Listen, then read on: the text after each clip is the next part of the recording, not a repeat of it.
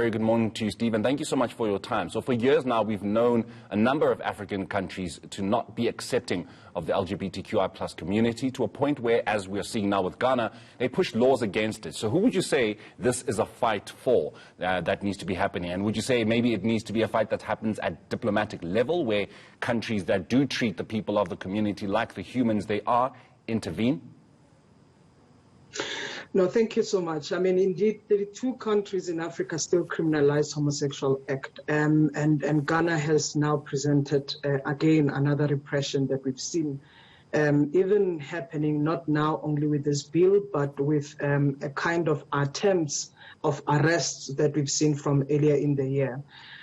This is a political issue. It's a constitutional matter. We need to look at it from the basis of constitutionality and observing the international laws, even Ghana that is a signatory to. And I think with this proposed bill that has been put forward by Ghanaian members of parliament, it's actually in contravening their own constitution, of protection of human rights and freedoms.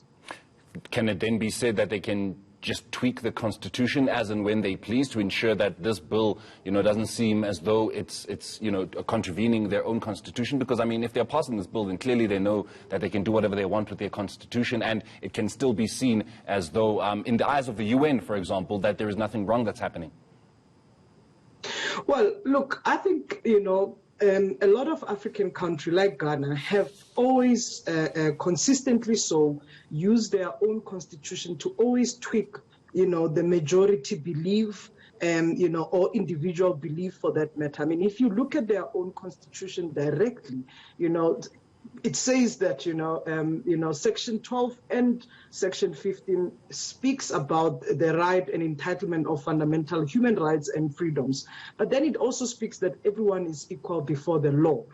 It then speaks about subject to the respect of other beliefs or other persons as well. So there is a kind of tweaking that they always want to lay next to in order to suppress or oppress others.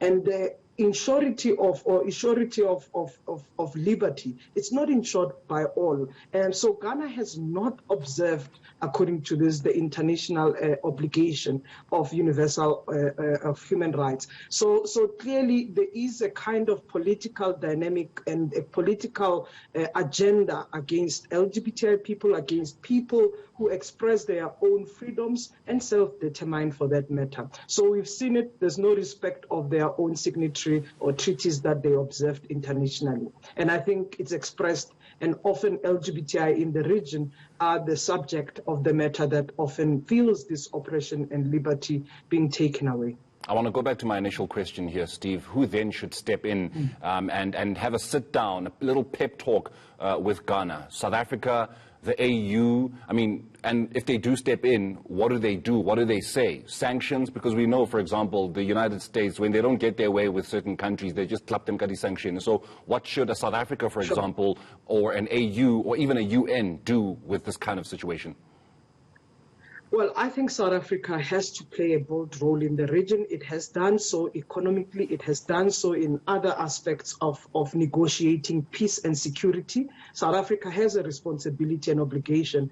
First, its own foreign policy, as suggests a kind of peace and security advancement in the region. So I think South Africa has to take this as part of their obligation in facilitating this in a very diplomatic manner, of course, and respect of sovereignty. But now AU has been a question for so long. We know that AU has never been vocal around the respect for human rights on the basis of sexual orientation and gender identity. This has been one of the thorny issues for such a long time. We've seen what has happened in the African Commission on People and Human Rights, where they've denied registration of a regional organization that is focusing on LGBTI rights. But we've seen how African Union can also speak about other rights, but it has clearly signaled a selection of which rights it wants to protect. So I think it's a big issue where then UN has to play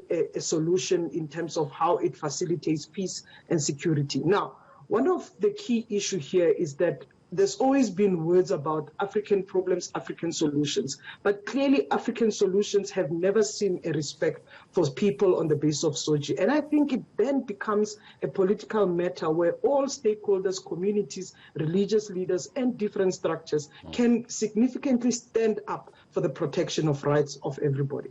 Steve, I will leave it on that note. Thank you very much for joining us here on NewsLink this morning. That is Steve Letsike, who is an LGBTQI+ activist.